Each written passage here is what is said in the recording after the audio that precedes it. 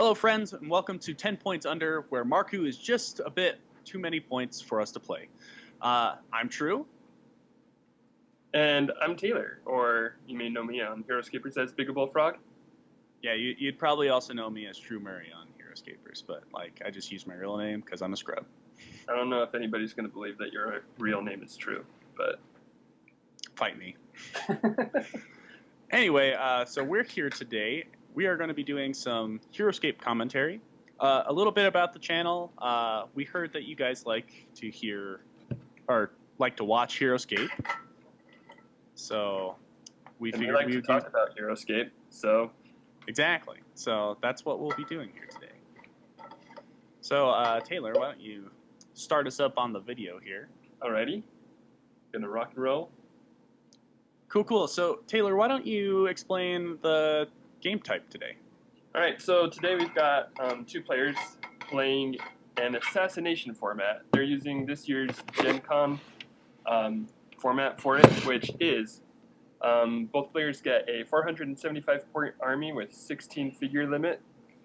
Each player has to have at least 3 heroes in their army, and they will choose which one they want to assassinate, and once they kill their assassination target, they just straight up win the game. Sweet. So let's go over the armies that we have here today, and the players. So who's playing these armies today? So right now we've got over here on the right in the green start zone, we've got Chris Perkins. He's a pretty prominent player on the online Heroscape scene, and I believe he's been to GenCon a couple times before. I'm not 100% sure on the GenCon stuff because I've never been, so I haven't paid that much attention to it. But I know he's played online a lot. He went to the championships with Kevin Dola last year in one of the online seasons, and they played 16 Wormlings versus 16 Wormlings. And ever since that, watching that game, Chris Perkins has been one of my favorite guys to watch because it was a great game. And also 16 Wormlings. But yeah, he's a great player. He's done really well in the past. Over here on the left, we've got Coolio, who's a bit newer to the Heroscapers scene. I'm not sure how long he's been playing Heroscape in general, but I know that he made his Heroscapers account this year, fairly recently, I believe. He's been playing online casually against a few guys, and from what I hear, he's been giving guys a run for his money, so we'll see how he does today. Awesome. So about these armies, so it looks like we have 3 squads of Death Reavers, Marku, Major Q9, and Major Q10. Is that correct, Taylor? Yep, that's correct. And the assassination target that Chris Perkins chose out of that army is Marku. So if Chris Perkins kills Marku, he wins. Ooh, an interesting target, considering Marku has so much life. Although that one defense is kind of a mute point, I suppose. Right, exactly. And, I mean, Marku will be hiding in the back of the start zone the whole time, but if Chris Perkins can reach him with stingers, they should be able to make pretty quick work of him, I'd imagine. Excellent. And as for Chris Perkins' army, we have 4 squads of stingers. Is that correct? Yep, 4 squads. 4 squads with Raylan, Zedekron, and Atlaga. The assassination target in that army is Zedekron, so if Coolio kills Zedekron, he wins. That is also interesting, considering Zedekron only has 2 life. But considering he'll have to slug through a bunch of stingers, this might be quite the match. Oh, right, yeah. I think the stingers versus the majors and Death Reavers are the more interesting point of this matchup. We all know that stingers are great. We all know that majors are great. We all know that Death Reavers are great. And without a special attack, Chris Perkins is going to be probably fighting uphill for board control and keeping them out of his face. Oh, definitely. Death Reavers are certainly good at getting that board control. Taylor, why don't you give us a little bit of a rundown on why board control is so important? Well, True, let me tell you. As one of our practice questions that we did earlier.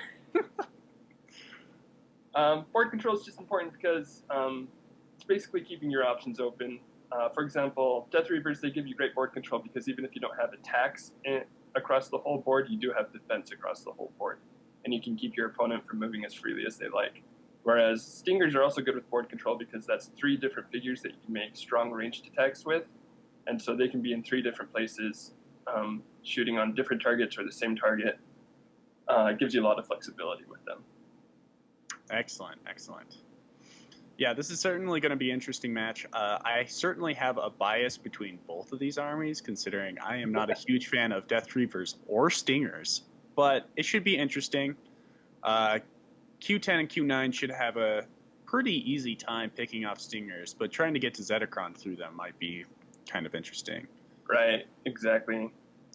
Especially where it seems Chris Perkins is led with Raylan, moving it up to, is that the second level? Yep, that's the second level. Hiding by a piece of jungle bush, so she's got a bit of defense bonus against the major attacks. Cool. All right. So looking into the game here, it looks like Coolio has moved up Q9, hoping to fire at Raylan here shortly, but it seems it got passed over back to Chris Perkins, and he's going to activate Atlaga. Yep, and Atlaga, not everybody may know, I don't know how many people are new to the stream, but he does have an automatic kill option. Yeah, that's certainly interesting with a format like this, because he could just insta-kill your VIP, essentially. Yep. Went for the Q9 right there, though. Did not roll high enough. Oh boy, that would have been quite the swing of the game right there. Oh, so yeah. with that Laga's bolt ability, it can only be used once per game. Is that correct? Yep, that's correct. Once per game, and I believe it's either a 15 or a 16 or higher, and he just automatically destroys the figure. Oh boy. Well, using that on Q10 or Q9 would have been spicy. Yeah, it would have. So, seeing these armies, who do you think is a little bit more favored to win here? Let's see. I think in a nutshell, I'd probably favor the army of Death Reavers and Majors, because Death Reavers, well, mostly because, as I said, Chris doesn't have a special attack to clear out the Death Reavers with.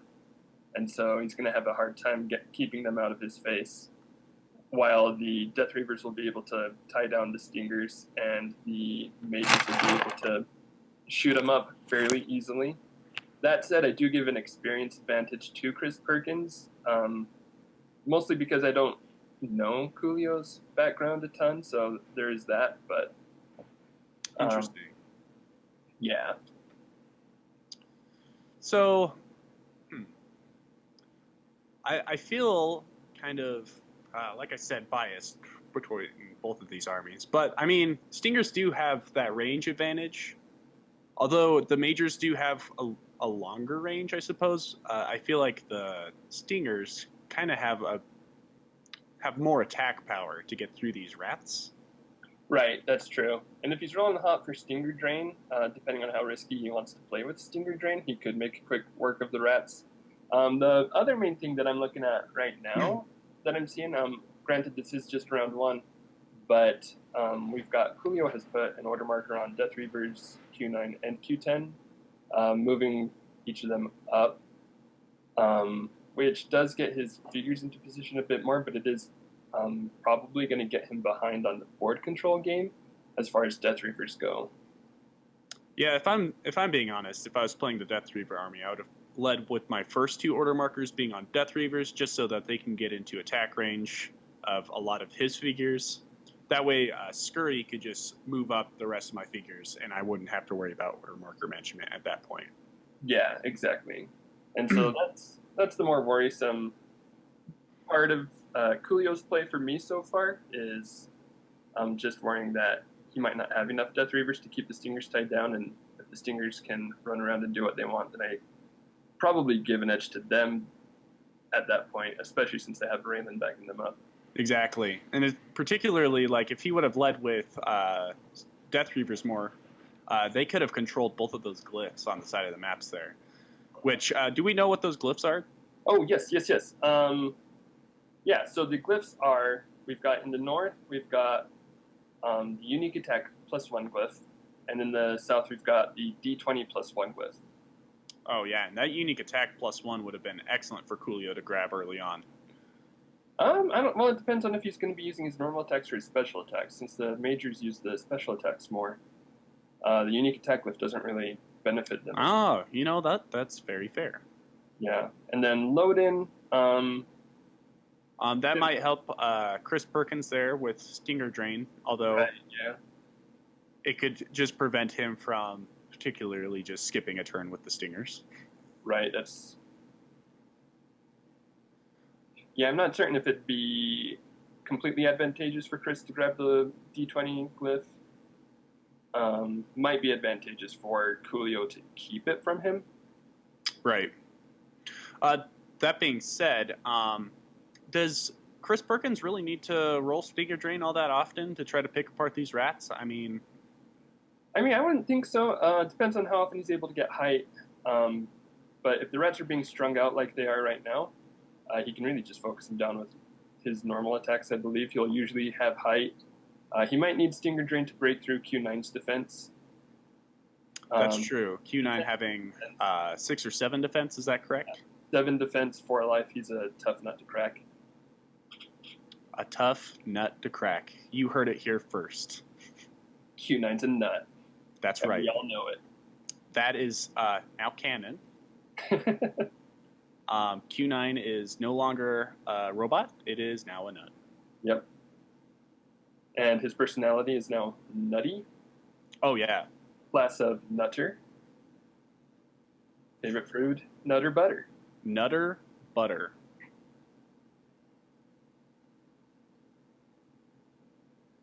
All right, and so, okay, so right now we're getting into round 2.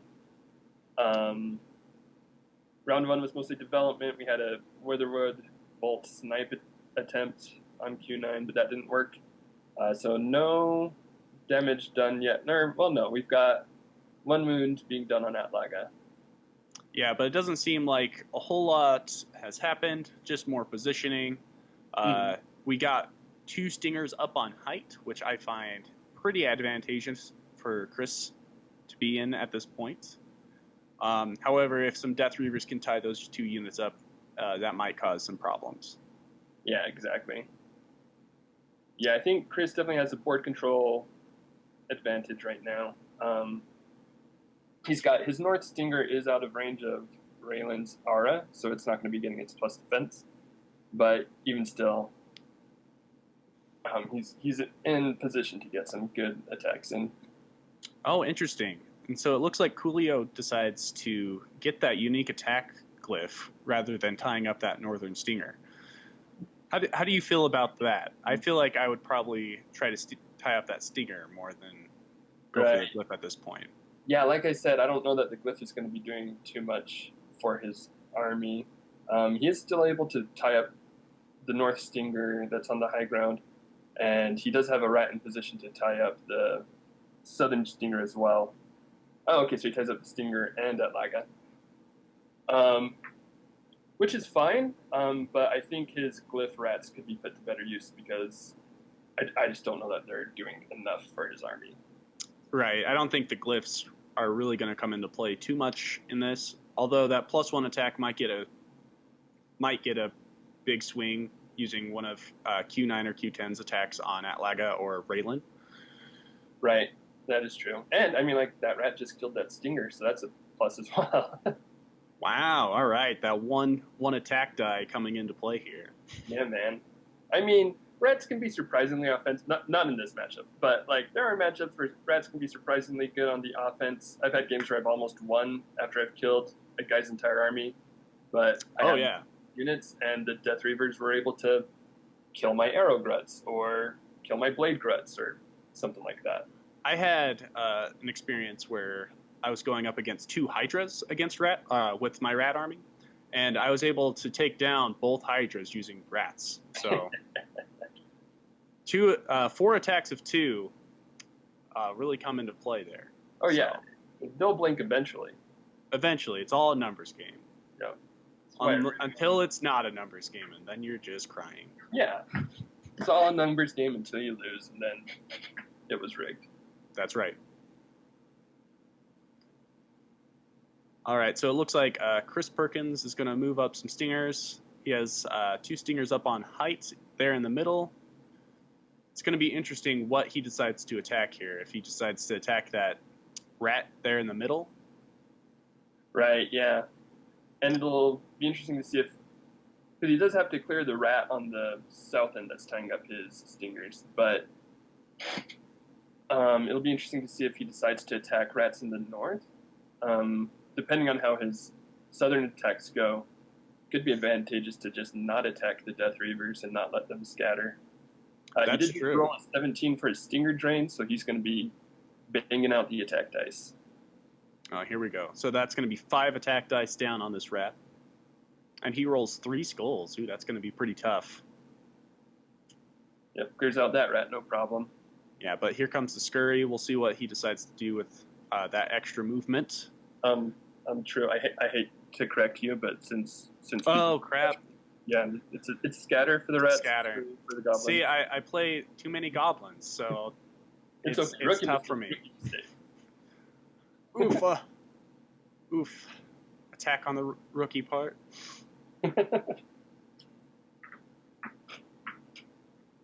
Oh, so he is just going to move some rats from the back up. That's very interesting. Yeah.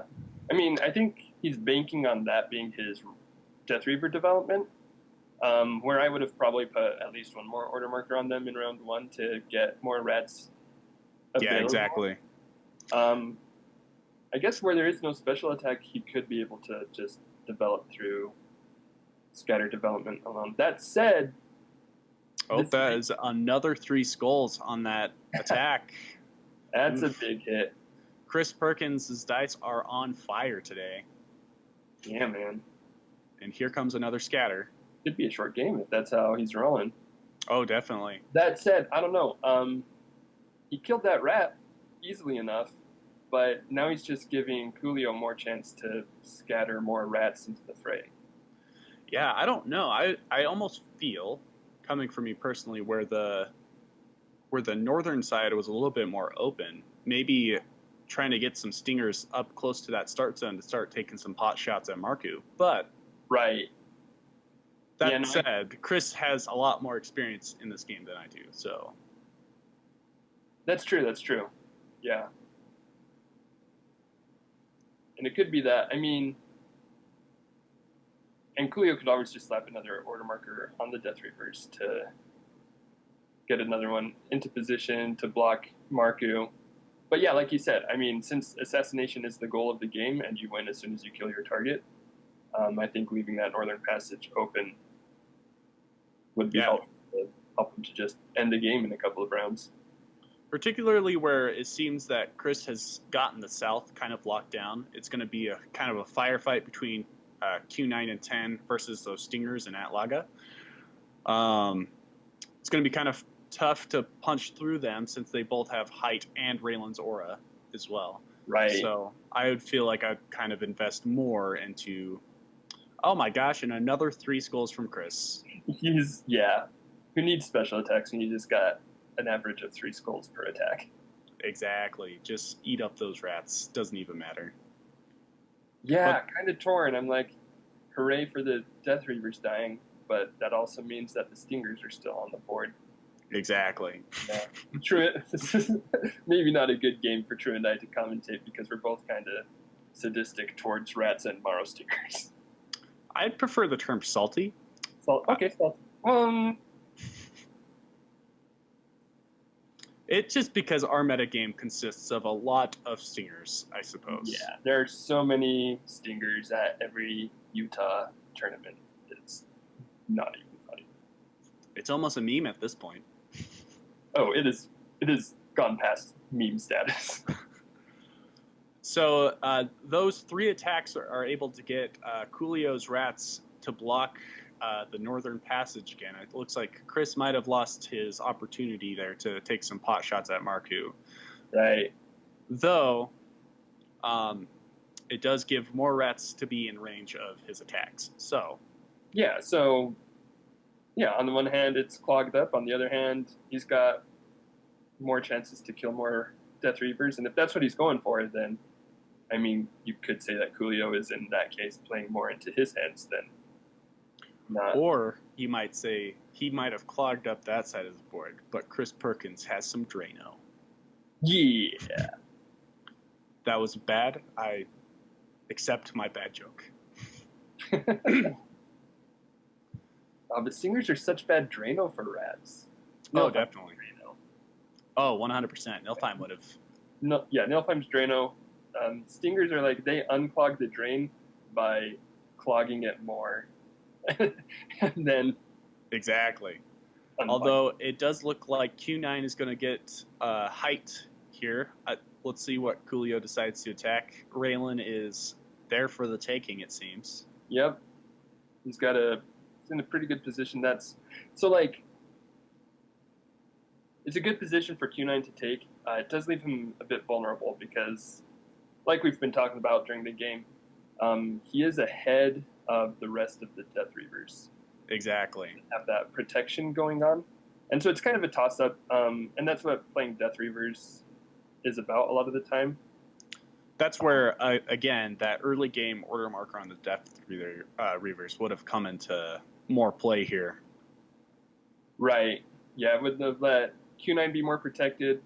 But of course, at the same time, Q9 also wouldn't be up on that piece of high ground probably, and you wouldn't be having these attacks at this point. So there's a balance between your offense and defense, especially when playing with Death Reavers. I know a lot of players usually will give up the high ground for better board control with the Death Reavers. That's true. But it's also hard to say that Coolio's in a bad spot. So here's a question. Isn't Zetacron in range? That was going to be the next thing I said, because even more so than that, Coolio's got a chance to shoot Zetacron with his normal attack. Although it seems that Coolio decided to go for the 3 attacks of 3 on Raylan. I think I probably would have taken a pot shot at Zetacron. I mean, he's wide open. The next turn, Chris Perkins is going to do what he's doing now and tying up Q10 or Q9. That would have been like, if he would have scored a really good hit on Zetacron, that could have been the game there. Exactly. Yeah, Zetacron only has 2 life, so it's only going to take 2 hits to win the game for Coolio. Right. Where Q9 has height. Oh, I guess he doesn't have the unique attack glyph anymore, but that could have 5 attack. That could have been the game right there. Yeah. And I mean, like, so it would have been 5 attack. Zetacron does have 6 defense right now because he's got natural 4 defense, plus he's in Raylan's aura. So it's not a guaranteed kill by a long means, but if he inflicted 1 wound, he'd be halfway there to winning the game. Right.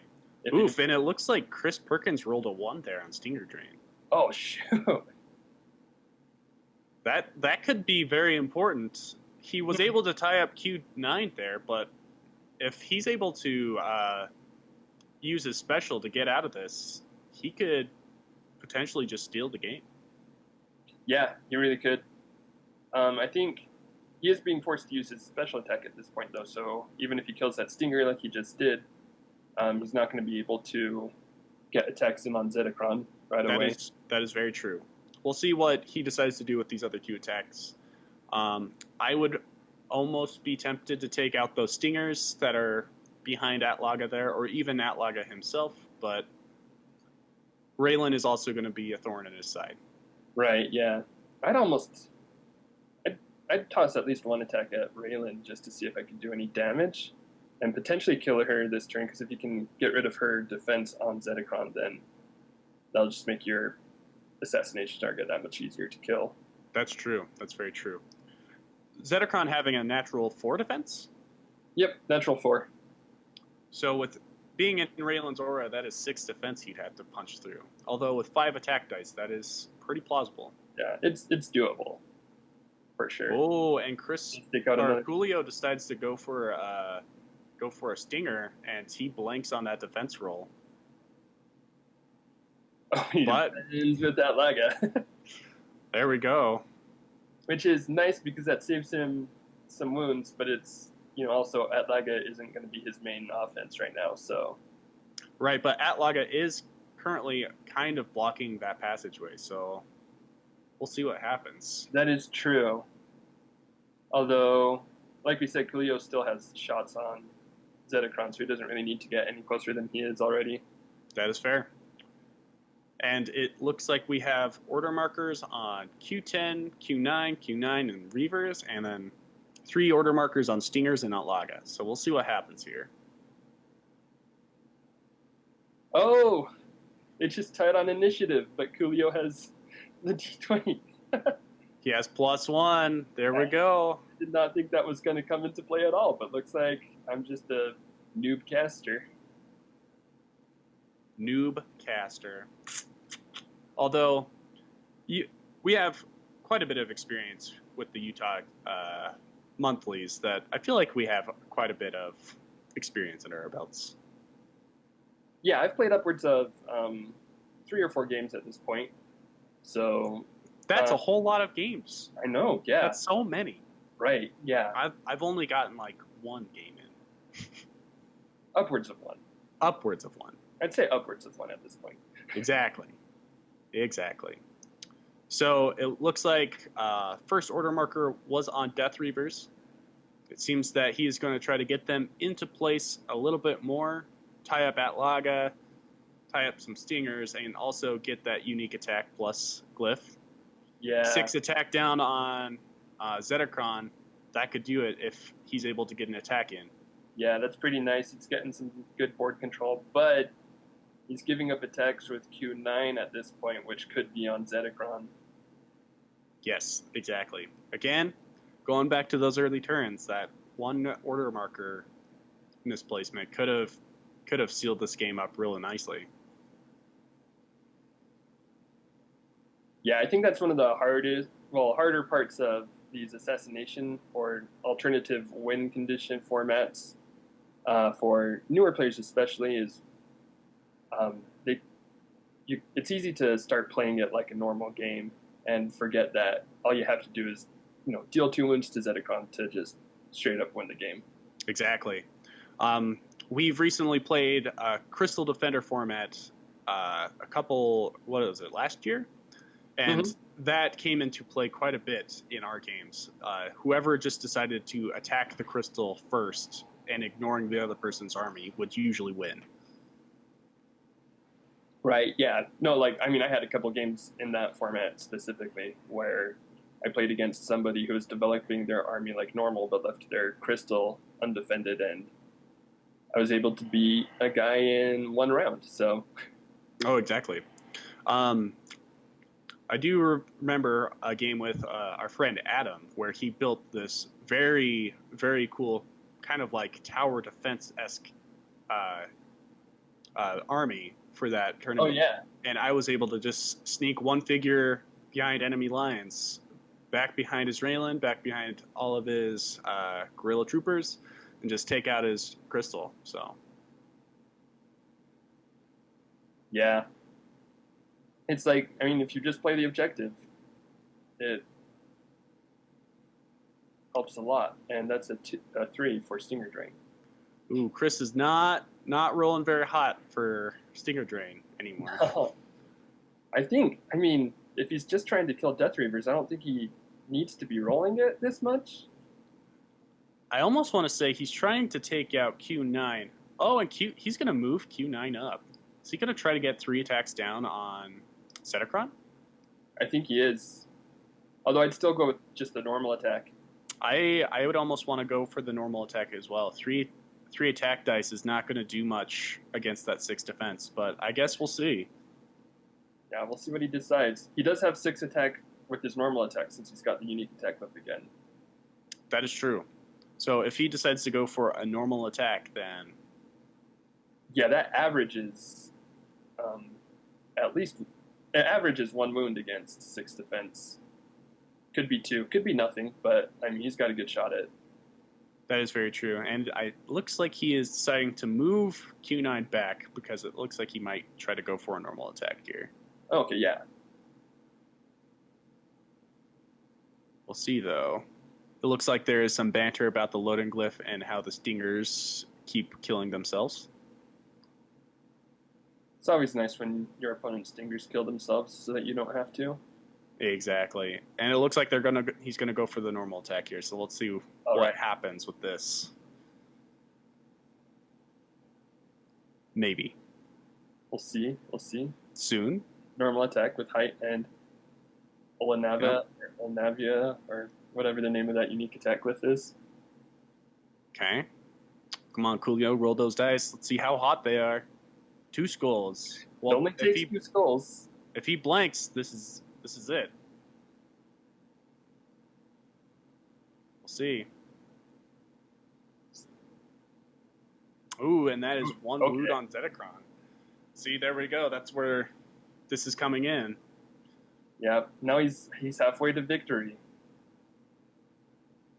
Gets one more wound in on Zedekron, then Coolio just straight up wins the game.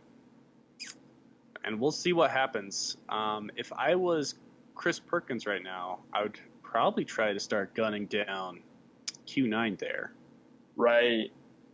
Yeah, he does need to get Q9, but at the same time, this is the point where his stingers are starting to get really tied up by the Death Reavers. We'll see, though. We'll see. Is he going to do the stinger drain? Knowing him, yes. The way he's played the rest of this game. It's interesting. I feel like I wouldn't use stinger drain all that much. Like I said, the stinger's natural attack die kind of just punch through Death Reavers pretty easily, especially on height. Yeah, I think he would have been okay. And I think also if he had ignored those northern attacks, like we were talking about in round 2, I think it was. Yeah. He wouldn't be being swarmed with Death Reavers as much as he is at this point. Now. That said, he did just get a successful stinger drain, so he is rolling for attack. Looks like that first attack didn't do much. Right. I can see the argument more for a stinger drain at this point because Chris Perkins is falling behind, so... Exactly. And now the Wrath are going to start scattering some more, just tying up all of his units even more. So this is not looking good for our hero Chris Perkins, although is he really a hero for playing stingers? It's true. But hey, his opponent is playing Death Reavers. So. That's true. Death Reavers and Q9, that's a powerful army. So we're just seeing who's the better anti-hero right now. Exactly. Ooh, and that is a maxed out attack.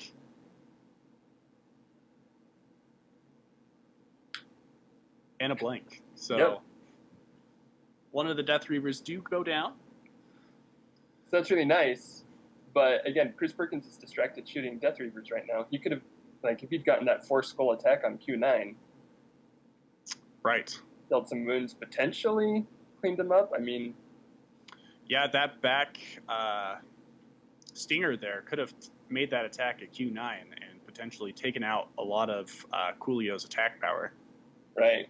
Well, and that stinger that just took out that Death Reaver, it was behind. It could have just moved into a place where it could have just taken a shot at Q9 as well. Exactly. So we're moving into Coolio's turn. Oh, well, I lied. Yeah, no, like that Chris was... has one more attack. Yeah, that was Coolio marking he was done with his scatter. Oh, okay. So Coolio gets one more scatter then. And is revealing... Yeah, that attack was on Q9. Oh, I am completely messing up where things are getting attacked right now. My bad. All right, he's doing his normal attack on Zedekron again. Ooh, is this going to end it? Worked out well last time. Oh, that is 4 skulls. Oh, and he blocks it with 4 shields. Woo! Man. Chris sweating bullets there. Oh, he's got to be. He's got to tie up Q9 somehow. Yeah. He's got to be able to. He's probably going to engage Q9 with this stinger, I'd imagine.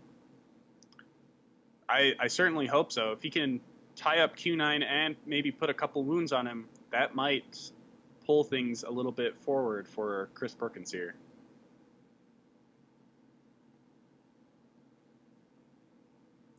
Yeah, for sure. I mean, I'm not 100% certain what he does with his other attacks. He probably takes that stinger that's by Raylan and gets an even shot at Q9 as well. Probably? I think that's what I would try to do. It looks like he's trying to move one of his back stingers up, which is a pretty smart idea. Try to develop more of the stingers, but I would definitely take a shot with the one next to Q9 and the one next to Raylan. Yeah, for sure. Looks like that other stinger might be going for the cool lift, potentially. Oh, and he is moving up both. Okay. And he rolls an 18.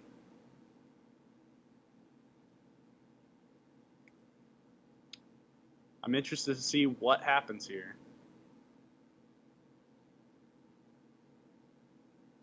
All right, that's 2 skulls against Q9. Yes, we'll see what happens. Yeah. If he can get some wounds on Q9, that would be pretty good.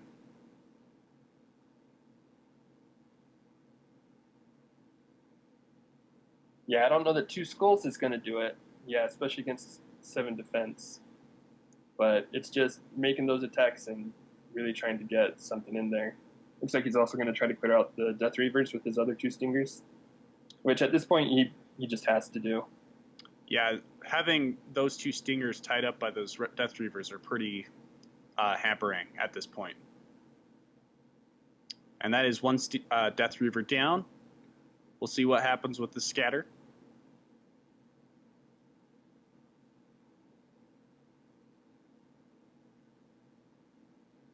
Yeah, there's still 7 Death Reavers on the board, so man, that is going to be fighting through them for a while. That is so many. It's gonna be a slog, and if Coolio can get past that 1 Stinger blocking Q9, then this might just be over. Right, exactly. But fortunately, that Stinger's in a great defending position because even if Coolio kills it with his special attack, he's not going to be able to get attacks on Zetacron, and so that does buy Chris at least 1 more turn. Yes, and it looks like Chris rolls 3 skulls on another attack. Oh, and Coolio blocks it. He's blocking it now. This game continues to get more interesting, and the more attacks on those Death Reavers, the more scatters, just leaving Chris Perkins more and more behind. Right. Yeah, he really needs to... Well, he really needs to not kill Death Reavers with his attacks. Yes, it's a little frustrating. There's no way he can get to Marku back in that start zone at this point. Yeah, that's correct. There are a lot of narrow passageways on this map, which makes Death Reavers pretty good for blocking any opponents coming in and assassinating. Oh, for sure. It's almost like they're gum in between seats or something. So seats? That's right. I'm sticking to it. Okay, I don't know who puts gum between. You mean like on the underside of seats? Yeah, or something. I don't know. Okay. So it looks like all the order markers are on Q9, and Coolio wins initiative as well. So this is not looking too great. Yeah, you can clear out this Stinger, potentially. With 5 defense, the Stinger does have a good chance of blocking 3 dice attacks. That's true. And it is doing very well at that as well. Yeah, Stinger does not... There we go. So that's a whole nother turn that Chris Perkins has to try to clear out Death Reavers and start gunning for Marku. That's true. We'll see what happens this turn. Hopefully, Chris Perkins can break through some of those Death Reavers and also maybe swing some Stingers around, taking out Marku. As the north side is pretty open other than those 2 Death Reavers. Right. Once he gets those guys out of the way, he should have some pretty clear shots in. Okay, he barely dodges having another Stinger die. So with Stinger Drain, Taylor, could you explain that ability a little bit? Yeah, for sure. So Stinger Drain is an optional ability that the Stingers have. They don't have to roll it, but if you so choose, you can roll a 20-sided die, and if you roll a 1 to 4, then one of your Stingers dies, and you don't get to attack that turn. Pretty big downside. If you roll a, I believe, 5 to 9, it's either 5 to 9 or 5 to 10, nothing happens, you just attack as normal. But anything higher than that break off, you get +1 attack to your Stingers for that turn. A very interesting ability. Stingers can be a pretty palpable force, that's for sure. Right, and they've got at least a 50% chance of getting that extra attack die, and so people will roll for Stinger Drain a lot, even when it's not needed, which can be a mistake because, like Chris Perkins showed us, sometimes you fail to roll twice in a row and you lose 2 stingers and 2 turns of attacks. And it looks like with Coolio's scatter, he was able to move his rat off of the unique attack glyph, getting even ground with that stinger. So he will get 1 less attack die when attacking that particular rat.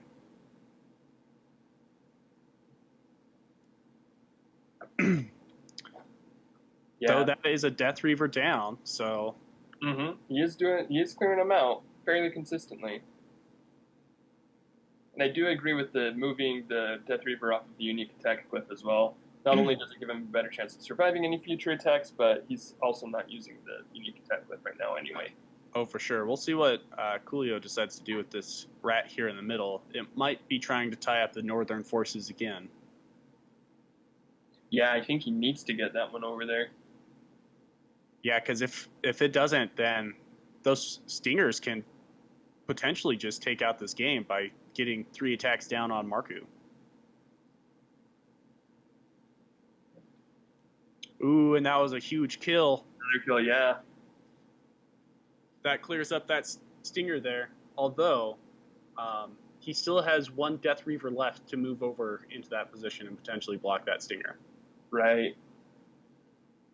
Oh, and he just decides to tie up all those forces again. So it looks like if things go right, this stinger might be able to get a free attack on Marku. Right. Well, let's see. Is it in range? But yeah, that northernmost stinger would take 2 turns for him to be able to get attacks on Marku. That's fair. Just out of range with his movement and range. But he's taken down 2 Death Reavers, leaving only 5 on the board. So we'll see what happens. So he reveals Order Marker 2 on Q9. Hopefully he'll taking out this stinger.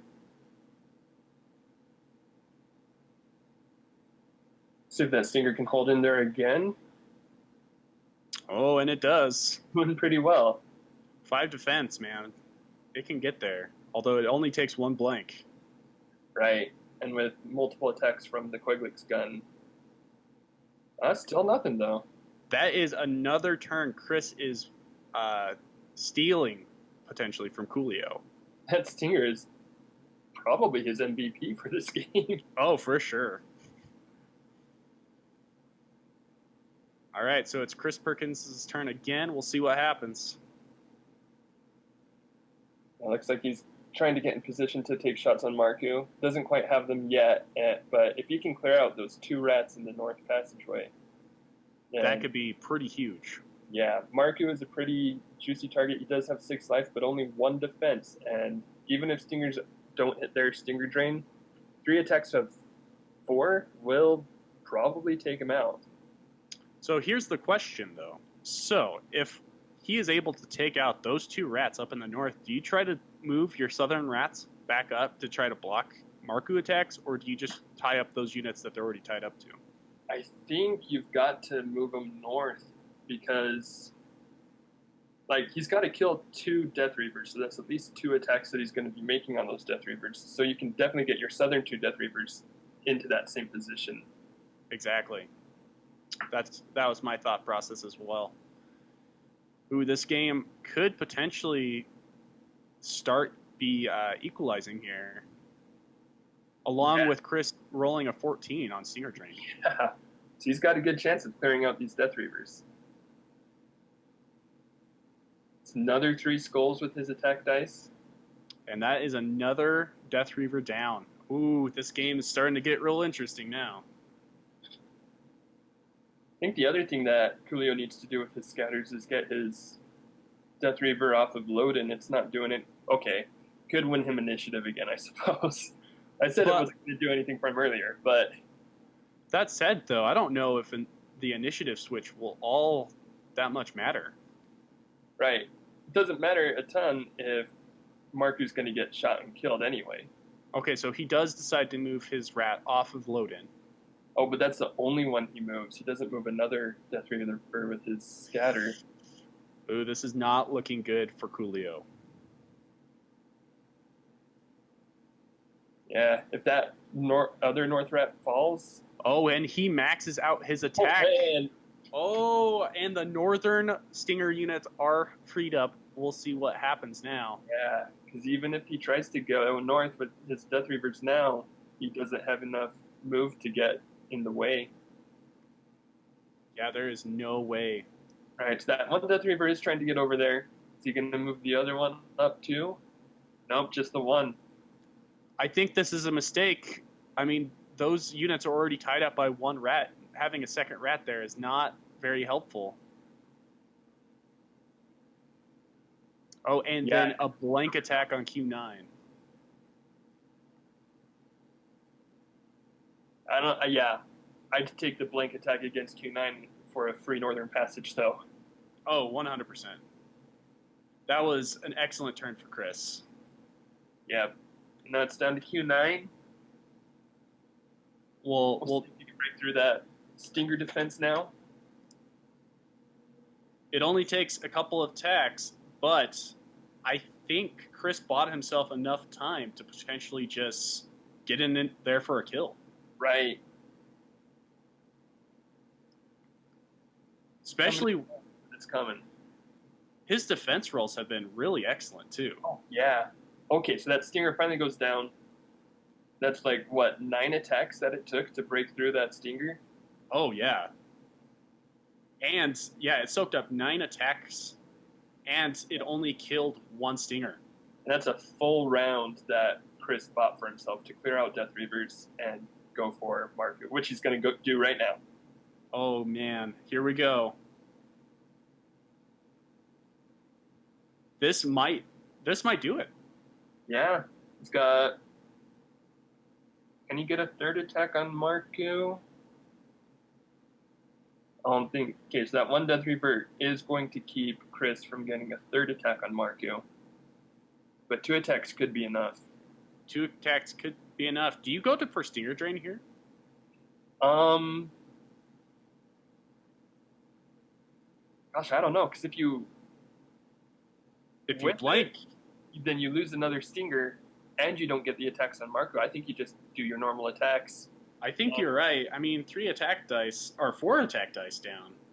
Yeah, that's pretty good, and it might take you... Like, if I had 3 attacks, I definitely would not Stinger Drain. With only 2 attacks, it'd be more tempting, but I think I'd rather just take 2 turns, because I don't think that Coolio is going to be able to tie him down enough to deny him 2 turns of attacks. Definitely not. Not with 1 Death Reaver. Especially with 2 Stingers coming up from the back as well. All right, no drain. Oh, here we go. We'll see if this ends the game. Yeah. Zetacron has been on... Oh, and he maxes out. That is at least 3 wounds on Marku. At least a half-dead Marku. Oh, and he blanks. That's all 4 skulls going through. Okay. So, yep, and... one skull. Oh, and he blocked. Okay, wow, what a swing of a pen. Yeah, completely worth it, though.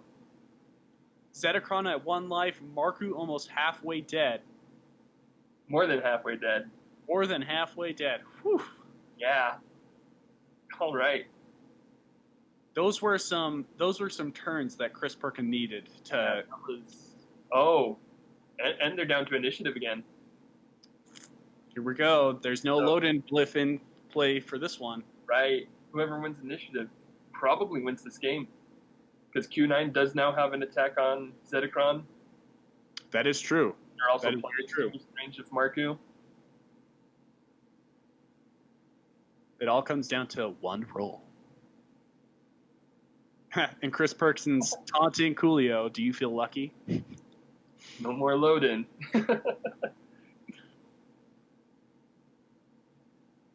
We're coming down to an old-fashioned Western standoff. Oh, yeah. Oh, what a close game. What a way for it to end, probably, too. What an interesting way to end. Coolio takes the initiative. All right, so he has to punch through with 1 wounds on a 6 Zetacron.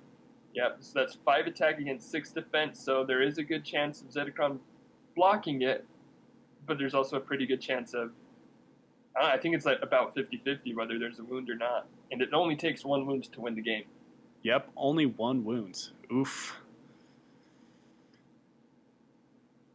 This is coming down to the wire. Coolio deciding not to move Q9 up again. Yeah, I mean, he doesn't need to, because if he doesn't win right now, he loses next turn. Oh, for sure. 3 skulls. Oh, and Coolio. There we go. Oh, man. What a comeback from Chris. That was so amazing. Yeah, almost came in clutch right there. If Chris would have won that initiative, it would have been game. There's no way Marku could have taken 3 attacks from Stingers. Right. Wait, 1, 2, 3, 4, 5, 6. Oh, Chris is right. I didn't even think about that. Noobcaster. But yeah. Oh, yeah, he should have definitely disengaged from that Stinger. Yeah, if he would have stepped down and taken a shot at Zedekron, he'd still have had height. I didn't realize. I thought he was at the edge of his range, but yeah, he had one more range on Zedekron to work with. Yeah, and a lot of things for new players is they are too afraid to disengage with heroes. Right, that's true. But especially, like, again, in this format where you can win by, there's only a 50% at one wound and a good chance that you just straight up win. Yeah, that could have definitely look for. Definitely would have gotten it there. But Coolio still took it in the end. It was a very close match. Chris being on the ropes a good portion of the game, but really pulling through with that last couple rounds. Oh, yeah. Some huge attacks. That Stinger defending was big. Coolio could have disengaged for a bigger chance at the win, but well played on both sides. Definitely well played. It's almost interesting if it would have been worth it for him to fly at Laga and disengage with one of those rats and engage Q9 for another blocker over there. Oh, that would have been interesting. Atlaga would have, let's see, he would still be in Raylan's aura, so. But yeah, that is going to wrap up our game. Do you have any ending thoughts here for us, Taylor? I think the world is beautiful and that people are great, and boy, is this a great game. Extra, but that is one way to put it, friends. One way to put it. I was not anticipating a speech quite like that. What were you gonna say? I think it was a well-fought game between both opponents. Very, I don't want to say evenly matched because there was some very tight spots in that game, but in the end, it was quite a spectacular end. So, yeah, I think it really comes down to just paying attention to board control and your winning objective for this game. 100%. And also, don't play rats and stingers. You don't want to be that guy. It's true. Yeah. It's very true. Especially if you're here in Utah, I will destroy you.